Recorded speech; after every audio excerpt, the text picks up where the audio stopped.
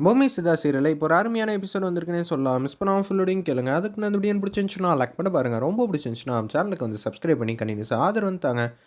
சித்தார்த் வந்து நம்பூதிரிக்கிட்ட வந்து ஃபோனில் பேசினது எல்லாத்தையும் வந்து குருஜிக்கிட்ட சொல்லலான்னு சொல்லிட்டு, வாங்க குருஜி உங்களுக்கு சொல்கிறேன்னு சொல்லிட்டு மாடியில் தனியாக கூப்பிட்டு சொல்லிட்டு இருக்காங்க. இந்த புக்கில் இருக்கிற ரகசியத்தெல்லாம் வந்து தெரிஞ்சுக்கிறாங்க நம்ம ராணி.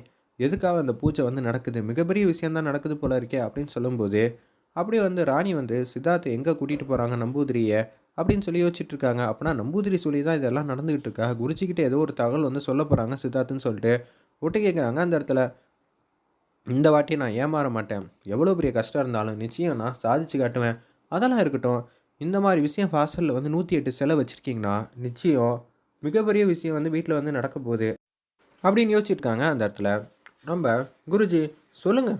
ஆமாம், நடக்க தான் போகுது, அதை தடுக்க தான் நான் இது மாதிரி வச்சுருக்கேன்.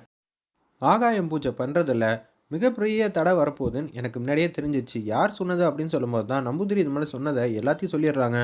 ஏற்கனவே வந்து பொம்மியை இது மாதிரி ஆகிறத என்னால் தடுக்க முடியாமல் போயிடுச்சு. ஆனால் இந்த வாட்டி நான் வந்து ராணியை கண்டிப்பாக வந்து காப்பாற்றுவேன். இதில் எந்த விதமான மாற்று கருத்துக்கும் இடம் இல்லைங்கிற மாதிரி தான் அந்த இடத்துல அதிரடியாக வந்து சொல்கிறாங்க நம்ம சித்தார்த்து. இது எல்லாத்தையும் வந்து ராணி வந்து கேட்டுட்டாங்க. ராணி பாட்டப்படாத பாட்டப்படாத, பயப்படாத பயப்படாத, சரியா அப்படின்னு சொல்லும்போது தர்ஷினி வந்து கேட்குறாங்க, சித்தார்த் அண்ணன் எங்கே இருக்காங்கன்னு தெரியுமா? தெரியலையுமா, நான் பார்க்கல அப்படின்னு சொல்லிட்டு இருக்கிறப்ப, சரி துணி எடுக்கிறதுக்காக தான் நான் வந்தேன். என்ன நீ இந்த மாதிரி நேரத்தில் நீங்கள் வந்து கஷ்டப்படலாமா, நாங்கள் எதுக்கு இருக்கோம், நான் ஹெல்ப் பண்ண தர்ஷினி வந்து சொல்லிட்டு இருக்காங்க. சித்தார்த் வந்து பேசுகிறாங்க, ராணிக்கும் சரி குழந்தைக்கும் சரி எந்த விதமான பிரச்சனையும் இல்லாமல் நல்ல விதத்தில் நான் பத்திரமா வந்து பாதுகாக்க போகிறேன் அப்படின்னு சொல்லிட்டு இருக்காங்க. தர்ஷினியும் ராணியும் வராங்க. நம்ம பேசுகிறதெல்லாம் கேட்டிருப்பாளோ, கீழே வந்து பாருங்களேன் வாங்க அப்படின்னு சொல்லி கூப்பிட்றாங்க அந்த இடத்துல. நம்ம தர்ஷினி அப்படியே வந்து குருஜிலேருந்து எல்லாரும் வந்து கீழே வந்து போயிட்டுருக்காங்க. சாவித்திரி வந்து அரண்டு போயிட்டாங்க. கொஞ்ச நேரம் விட்டுருந்தா என் கதி அதோ கதியாக இருக்கும். அந்த மனுஷன் என்னை பார்த்து கை நீட்டி காட்டுறாப்புல, நான் தான் இதுக்கு எல்லா காரணம்னு. அவர்கிட்ட போயிட்டு நான் உங்களுக்காக இருக்கேன், நான் உங்களுக்காக இருக்கேன்னு சொல்லி பர்ஃபார்ம் பண்ணிட்டேன். அதனால தப்பிச்சிட்டேன். ஆனால் இந்த பிரச்சனை எவ்வளோ ரூபத்துக்கு போக போகுது, எந்த வரைக்கும் நமக்கு சேஃபாக வந்து இருப்போம்னு தெரியல. தமனா நான் ஒத்துக்கிறேம்மா, நீ ஏதாவது ஒன்று பண்ணி இந்த திட்டத்தை எல்லாம் தவிடுபடியாக்கு சரியா அப்படின்னு சொல்லும்போது, அலாரம் வந்து அடிக்குது 5 நிமிஷம் ஆயிடுச்சுன்னு. என்ன ஆச்சு, அலாரம் ஏன் வச்சுருக்கேன் 5 நிமிஷத்துக்கும்? இந்த பூஜையை தடுக்கிறதுக்கும், ராணியை வந்து பத்திரமா அமுச்சு வைக்கிறதுக்கும், அதுக்கப்புறமேட்டுக்கு முக்கியமான விஷயத்துக்காக தான். சரிம்மா, நீ நல்ல விதமாக யோசித்து எதுவாக இருந்தாலும் பண்ணு. தம்பி ராணிக்கு வந்து எதாவது ஒன்று ஆப்பு வைக்கிறதுக்கு தமனா வந்து யோசிப்பா. அதுக்கு யூஸ்ஃபுல்லாக வந்து நீங்களும் வந்து ஐடியா கொடுங்க. நம்ம தமனா வந்து டிஸ்டர்ப் பண்ணாதீங்கன்னு சொல்லிட்டு சாவித்திரி வந்து அங்கேருந்து போக ஆரம்பிச்சிடுறாங்க. இன்னும் கொஞ்சம் நேரத்தில் உங்களுக்கு நல்ல விஷயத்த சொல்ல போகிறேன். அப்படியா, சரி, எனக்கு நல்ல விஷயம்னா இந்த ஒட்டுமொத்த குடும்பத்துக்கும் அது கெட்டதாக தான் இருக்கும். சரிம்மா, நீ எப்போ சொல்லணும்னு நினைக்கிறியோ அப்போ சொல்லிக்க. எனக்கு ஏதாவது ஒன்று பண்ணிடுமா, ஏன்னா எனக்கு ரொம்பவே பயமாக இருக்குமா. நீ வந்து பத்மநாபனையும் நம்ம இந்த பூஜையிலையும் வந்து ஜெயிச்சு காட்டிடணுங்கிற மாதிரி சொல்கிறாங்க. என்ன நடக்க போகுதுன்னு தெரியலையே, இப்போ எனக்கு ரொம்பவே கவலையாக இருக்குது. இப்போ அவசியம் வந்து இந்த பூஜையெல்லாம் நடக்குது. இந்த பூஜை நடந்ததுக்கப்புறம் தான் நம்ம ஏதாவது ஒன்று சாப்பிடுவோன்னா அது சரி வராதுமா. நீ வேற ஏதோ ஒன்று சாப்பிட்டு வச்சுட்ட, அதுக்கு மாற்று ரெடி பண்ணுறதுக்கு நீ கொஞ்சம் சாப்பிட்லாம்ல அப்படின்னு சொல்கிறாங்க அந்த இடத்துல. அதெல்லாம் இருக்கட்டும் சித்தப்பா, நான் ஒரு லிஸ்ட்டு வச்சுருக்கேன், அந்த லிஸ்ட்டை வந்து வாங்கிட்டு வாங்க அப்படின்னு சொல்லும்போது, சின்னதாக பேப்பர் மாதிரி இருக்குது, அதை ரகுவரன் வந்து அவங்க கையில் வந்து வைக்கிறாங்க. ஒரு 8 அடி தூரத்தில் வந்து கை தூக்கி வைக்கிறாங்க. அது அப்படியே உருண்டு உருண்டு உருண்டு உருண்டு ரூமை விட்டு வெளியே வரைக்கும் போகுது. இவ்வளோ பெரிய லிஸ்ட்டா, இதெல்லாம் நான் 50 நிமிஷத்தில் வாங்கிட்டு வரணுமா? ஆமாம், எதுக்காக? லிஸ்ட்டில் எழுதியிருக்கிறதெல்லாம் பார்த்தா தலை சுற்றுது. ஒரு சின்ன பொருளை கூட 200 கிலோ 300 கிலோங்கிற அளவுக்கு கிலோ கணக்கில் வந்து எழுதியிருக்காங்க அந்த இடத்துல. என்னம்மா இதெல்லாம் ஜாமான்லாம் பார்த்தாலே வந்து 10 15 லாரியில் வந்து இறங்கணும் போல இருக்கே, அவ்வளோ ஜாமானுக்கு நான் எங்கே போகிறது, எப்படி வந்து நம்ம 50 நிமிஷத்தில் வந்து வாங்குறது? இதெல்லாம் நடக்காத விஷயமாச்சே.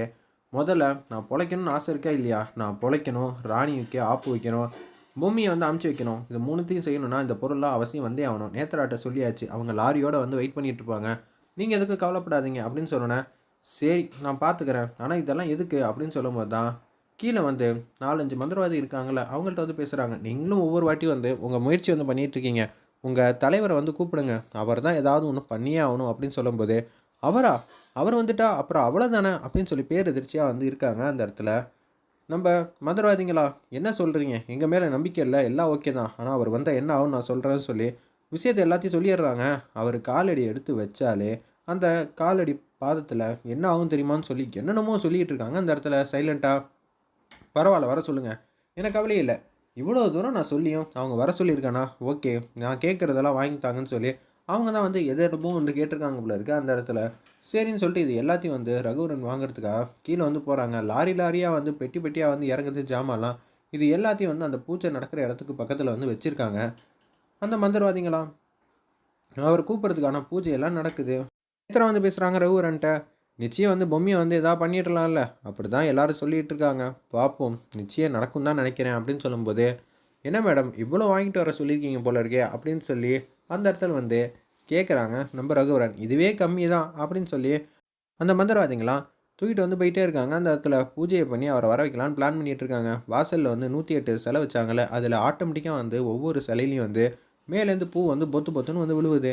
ஒரு பக்கம் வீட்லயும் வந்து அப்படியே வந்து சாமிக்கு வந்து அலங்காரம் பண்றாங்க. ஆட்டோமேட்டிக்கா இதெல்லாம் நடக்குது. அபிஷேகம் நடக்குது. விபூதியால ஆன அபிஷேகம், தேனு, பாலுன்னு ஒவ்வொரு இது மேலேருந்து கொட்டிக்கிட்டே இருக்கு. இது எல்லாத்தையும் வந்து ஒட்டுமொத்த குடும்பமும் பார்த்துக்கிட்டே இருக்காங்க.